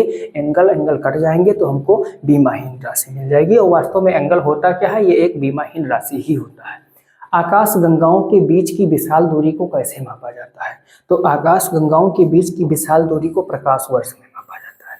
किसमें मापा जाता है? प्रकाश वर्ष में मापा जाता है। सेकंड में मापा नहीं जाएगा, मील में मापा नहीं जाएगा, किलोमीटर में मापा नहीं जाएगा। सेकंड समय की यूनिट है। ये दोनों डिस्टेंस के थे बट इसकी अपेक्षा छोटे हैं तो प्रकाश वर्ष का यूज किया जाएगा। और जो एक लाइट ईयर होता है वो क्या होता है? 9.46 × 10⁻15 मीटर के बराबर होता है। ठीक, अगले क्वेश्चन की ओर आगे बढ़ेंगे। अगला क्वेश्चन क्या है कि सेल्सियस पैमाने पर पानी के त्रिगुण बिंदु का तापमान क्या है? पानी के त्रिगुण बिंदु का तापमान क्या है? तो जो पानी का त्रिगुण बिंदु होता है पहले इसकी बात करेंगे। एक इसमें होता है मेल्टिंग पॉइंट। क्या होता है भाई? एक मेल्टिंग पॉइंट होता है, एक फ्रीजिंग पॉइंट होता है और एक क्या होता है? बॉइलिंग पॉइंट होता है। ये जो 3 पॉइंट होते हैं इनको ट्रिपलेट कहा जाता है, त्रिगुण बिंदु कहा जाता है। और इसका जो मान होगा ये क्या हो जाएगा? अगर एक साथ हम सबका मान लेकर के आएंगे तो 0.01 डिग्री सेंटीग्रेड हो जाएगा। नेक्स्ट क्वेश्चन की ओर आगे बढ़ेंगे। अगला क्वेश्चन क्या है कि मीसनर प्रभाव पदार्थ की किस अवस्था को परिभाषित करता है? कौन सा प्रभाव है? मीसनर प्रभाव है। तो ये क्या करता है? एक अवस्था ऐसी होती है, एक्चुअली होता क्या है कि जब किसी कंडक्टर का हम लोग टेम्परेचर डाउन करते हैं तो टेम्परेचर डाउन करने पर उसका रेजिस्टेंस क्या होता है? कम होने लगता है। और एक स्थिति ऐसी आती है कि उसका टेम्परेचर डाउन करने पर उसका रेजिस्टेंस 0 हो जाता है। जब रेजिस्टेंस 0 हो जाता है तो उस स्थिति को सुपर कंडक्टिविटी या अतिचालकता कहते हैं। तो ये वाला जो प्रभाव है ये इसी को क्या करता है? परिभाषित करता है। अतिचालक अवस्था या सुपर कंडक्टिंग स्टेट को परिभाषित करता है। ठीक है, इसका उपयोग किस लिए किया जाता है? जो बड़े बड़े पावर हाउस होते हैं उन पावर हाउसों में जो कंडक्टर्स वायर्स लगे होते हैं उनकी रेजिस्टेंस को टेम्परेचर डाउन करके 0 कर दिया जाता है तो उसमें पर्याप्त मात्रा में बिजली संचित हो जाती है। और जब हमें जो पावर हाउस की क्षमता होती है उससे ज़्यादा की ज़रूरत पड़ जाती है तो उन वायरों से सप्लाई दे दी जाती है। ठीक है, और जब कम की ज़रूरत होती है तो उन्हीं वायरों में सप्लाई को क्या किया जाता है? संरक्षित कर लिया जाता है। अगला क्वेश्चन है कि प्रयोगशाला थर्मामीटर में तापमान सीमा क्या होती है? तो ये -10 to 110 डिग्री सेंटीग्रेड होती है। कितनी होती है? -10 to 110 डिग्री सेंटीग्रेड होती है। ठीक है, अगला क्या लिखा हुआ है? 10 किलोग्राम द्रव्यमान का एक पिंड 5 मीटर पर सेकंड के एक समान वेग से गतिमान है, इस पर लगने वाला शुद्ध बल क्या है? 5 मीटर 1 सेकंड के, अब देखो क्या कह रहा है? एक समान वेग है। जब वेग एक समान हो जाएगा, क्या हो जाएगा? वेग एक समान हो जाएगा तो एक्सीलरेशन क्या हो जाएगा? 0 हो जाएगा। क्यों? क्योंकि ए बराबर होता है डेल्टा बी अपॉन में टी। अब डेल्टा बी करेंगे v2 - v1, वेग समान है 0 हो जाएगा। और जैसे वेग 0 होगा तैसे लगने वाला बल भी क्या हो जाएगा? 0 हो जाएगा। द्रव्यमान चाहे 10 हो, चाहे 100 हो, चाहे 200 हो, चाहे 1000 और 1,00,000 किलोग्राम ही क्यों ना हो। निम्नलिखित में लिखा हुआ है अगला कि ध्वनि तीव्रता की इकाई क्या है? ध्वनि तीव्रता की इकाई, तो जो ध्वनि तीव्रता की इकाई होती है, ध्वनि की तीव्रता को डेसिमल में मापा जाता है बट इसकी जो एसआई यूनिट है वो क्या होती है? वाट पर स्क्वायर मीटर। वाट पर स्क्वायर मीटर होती है। ठीक है, नेक्स्ट क्वेश्चन की ओर बढ़ेंगे। निम्नलिखित में इसमें किसका बीमीय सूत्र M0L0T2 है? तो M0L0T2 जो हो जाएगा, देखो विकृति की कोई बीमा नहीं होती है, कोणीय त्वरण की बीमा होती है। कोणीय त्वरण की जो बीमा होती है ये होती है T⁻2 होती है। क्या होती है? T⁻2। एक सेकंड, कोणीय त्वरण की बीमा भी T⁻−2 होती है इसकी बीमा। फिर आवृत्ति लिखा हुआ है, क्या लिखा हुआ है? आवृत्ति लिखा हुआ है। आवृत्ति ये F इज इक्वल टू होता है 1/T लिखा हुआ है।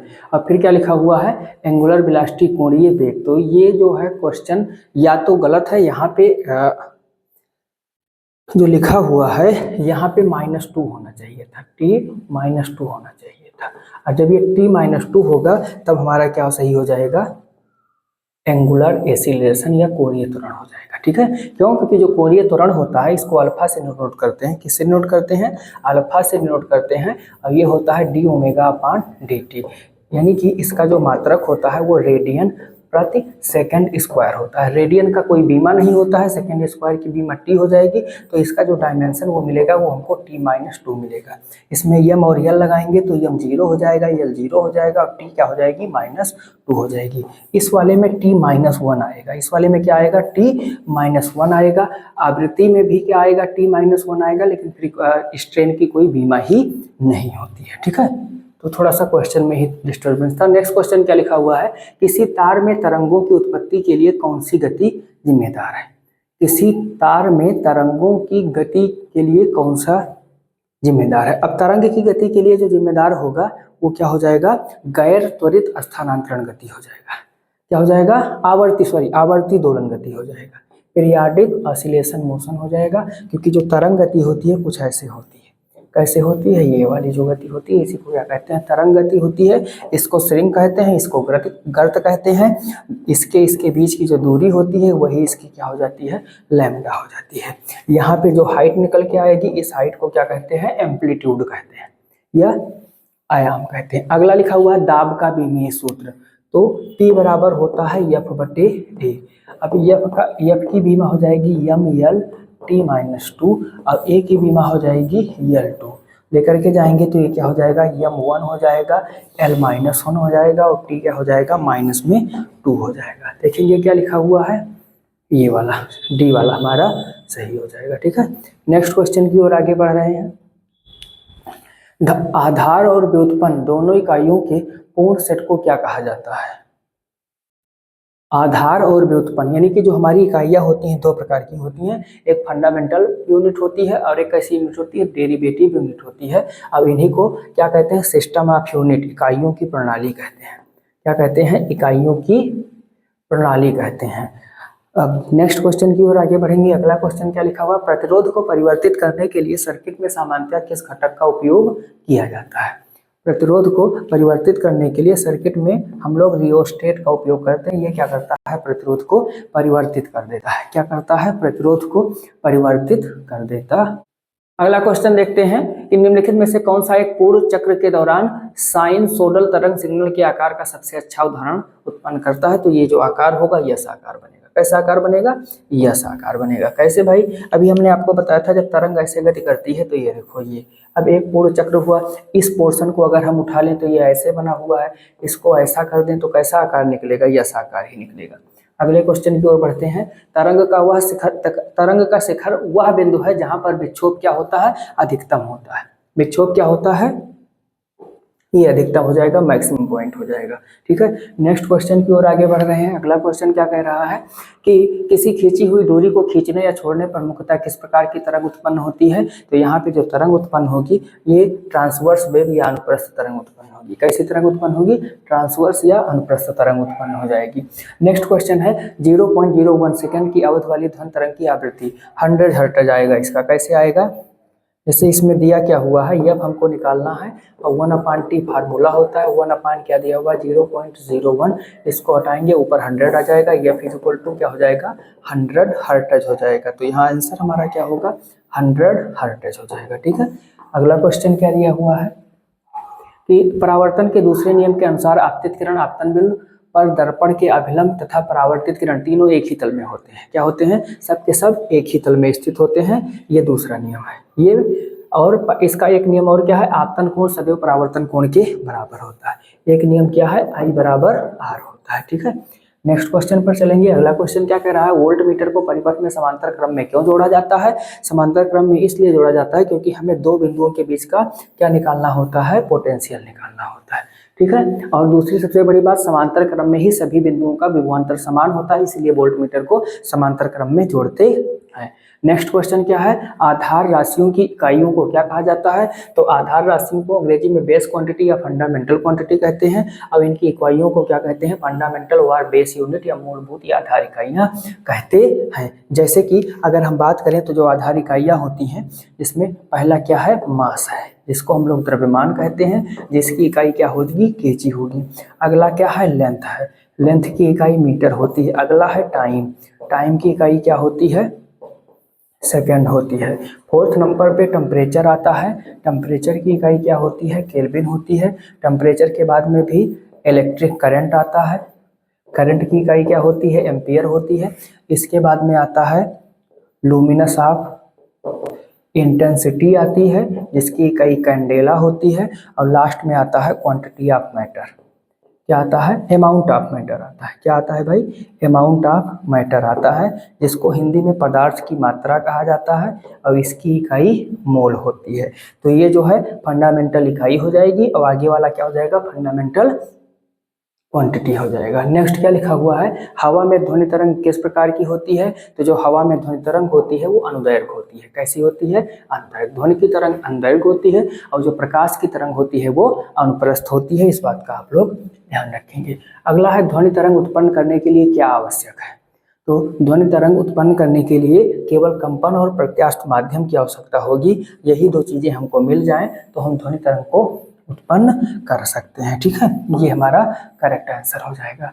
नेक्स्ट क्वेश्चन क्या है कि निम्नलिखित में से किस भौतिक राशि का आयाम ml3- है? ठीक है, तो ऊर्जा, अगर हम सबका आयाम लिखें तो ऊर्जा का आयाम होता है ml2T-2 होता है। घनत्व का हो जाएगा ml-3। प्रेशर का क्या हो जाएगा? प्रेशर का हो जाएगा ml-1T-2 हो जाएगा। कार्य का क्या हो जाएगा? ml2T-2 हो जाएगा। जो हमें चाहिए था ये वाला, और ये किसका मिला है? घनत्व का मिला है। क्यों? क्योंकि जो घनत्व होता है ये बराबर क्या होता है? द्रव्यमान बटे आयतन होता है, द्रव्यमान बटे आयतन होता है। नेक्स्ट क्वेश्चन की ओर हम चलेंगे। अगला क्वेश्चन क्या है कि जब कोई पिंड किसी तरल पदार्थ में डूबा हुआ होता है और तरल पदार्थ को विस्थापित करता है तो कौन सा बल उत्पन्न होता है? यहाँ पे उत्प्लावन बल उत्पन्न होगा। कौन सा बल उत्पन्न होगा? उत्प्लावन बल उत्पन्न होगा। ठीक है, नेक्स्ट क्वेश्चन क्या है? अगला क्वेश्चन है कि कौन सा बल भौतिक संपर्क के बिना कार्य करता है और यांत्रिकी में खगोलीय पिंड की गति को नियंत्रित करता है? तो ये स्प्रिंग बल, घर्षण बल, तनाव, ये सब संपर्क लेंगे, लेकिन गुरुत्वाकर्षण बल में संपर्क की आवश्यकता नहीं होती है। और यही हमारा क्या हो जाएगा? करेक्ट आंसर हो जाएगा। क्यों? क्योंकि यह बल ब्रह्मांड में स्थित किन्हीं भी दो पिंडों के बीच कार्य कर सकता है जिनमें कुछ द्रव्यमान हो। किसी पदार्थ को गर्म करने पर क्या होगा? अब जब पदार्थ को गर्म करेंगे तो उनके बीच अंतरा अणु स्थान बढ़ जाता है, जिससे उनके कण तेजी से गति करने लगते हैं। ठीक है, तो यही हमारा क्या हो जाएगा? करेक्ट आंसर हो जाएगा। नेक्स्ट क्वेश्चन क्या कह रहा है कि विद्युत संचरण लाइनों के लिए सामान्यतः कौन सी धातु का उपयोग किया जाता है? भैया इन सब का उपयोग नहीं, तांबा और एल्युमिनियम का। या तो कॉपर के तार आते हैं या तो फिर किसके तार आते हैं? एल्युमिनियम के तार आते हैं। ठीक है सब। अगर हम यहाँ पे चालकता की बात करें तो सुपर डुपर हिट में चांदी आता है, चांदी के बाद में फिर क्या आता है? कॉपर, जिसको तांबा कहा जाता है, और इसके बाद में क्या आता है? एल्युमिनियम आता है। ठीक है, क्या आता है? एल्युमिनियम आता है। सुपर डुपर हिट में क्या आएगा? चांदी आएगा। नेक्स्ट क्वेश्चन 95, ऊर्जा की एसआई इकाई। ऊर्जा की एसआई इकाई बहुत बार आ चुका है, एक्सप्लेन करने की जरूरत नहीं है, जूल होगा।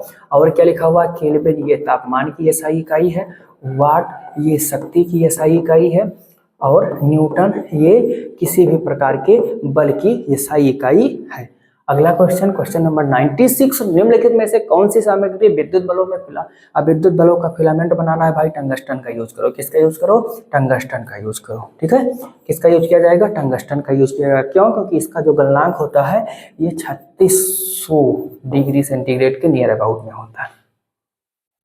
आवृत्ति के मापन की इकाई, आवृत्ति कई बार आ चुका है, हम बता भी चुके हैं कि इसका मात्रक क्या होगा, हर्ट्ज होगा। आवृत्ति को एफ से भी डिनोट करते हैं, एन से भी डिनोट करते हैं, कुछ जगहों पर न्यू से डिनोट करते हैं, ये 1/t के इक्वल होता है।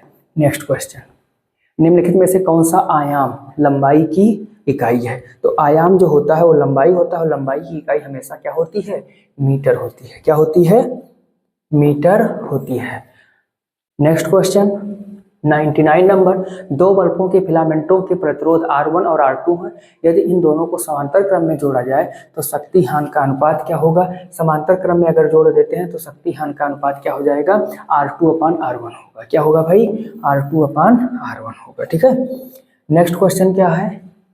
नेक्स्ट क्वेश्चन और आज के दिन का लास्ट क्वेश्चन, क्या कि पृथ्वी का चुंबकत्व किसके कारण होता है? तो पृथ्वी का जो चुंबकत्व होता है वो डायनमो प्रभाव के कारण होता है। तो ये आज का लास्ट क्वेश्चन है। अभी इस सीरीज में बहुत सारे क्वेश्चन बचे हुए हैं, उनको भी हम करवाएंगे। बस आप अपना सपोर्ट अच्छे ढंग से करते रहिएगा। यदि आपका सपोर्ट अच्छा रहेगा तो ये जो सीरीज हम लेकर के आए हैं इसको कंप्लीट करने के बाद में जो 25 क्वेश्चंस आपके साइंस के आने थे, मैं पूर्ण संभावना के साथ में कह रहा हूँ कि 25 के 25 क्वेश्चन आपके इसी सीरीज से सही हो जाएंगे।